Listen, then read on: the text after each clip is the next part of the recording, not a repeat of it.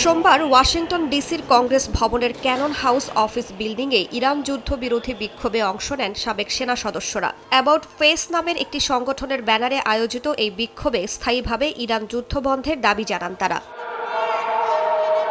বিক্ষোভকারীদের মতে যুদ্ধবন্ধের ক্ষমতা কংগ্রেসের হাতেই রয়েছে, কিন্তু তারা কার্যকর কোনো উদ্যোগ নিচ্ছে না।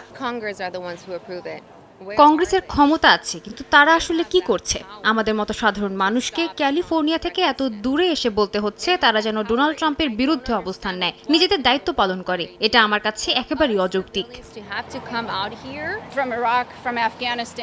আমরা ইরাক যুদ্ধের সময় যেসব প্রতিশ্রুতি, অজুহাত আর যুক্তি শুনেছিলাম, আজও ঠিক সেগুলোই শুনছি। আর মধ্যপ্রাচ্যে আমাদের উপস্থিতি বৈধতা দিতে এসব যুক্তি বারবার বদলানো হচ্ছে। পুলিশ বিক্ষোভকারীদের সরে যাওয়ার নির্দেশ দিলেও সাবেক সেনারা তাদের অবস্থান কর্মসূচি অব্যাহত রাখলে এক পর্যায়ে পরিস্থিতি উত্তপ্ত হয়ে ওঠে। এ সময় অর্ধশতাধিক আন্দোলনকারীকে আটক করা হয়। কংগ্রেস ভবনের ভেতরে জোরদার করা হয় নিরাপত্তা।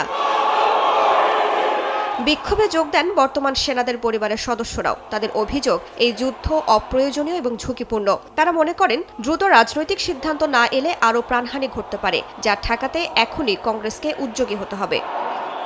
রাইসা জান্নাত, সময় সংবাদ।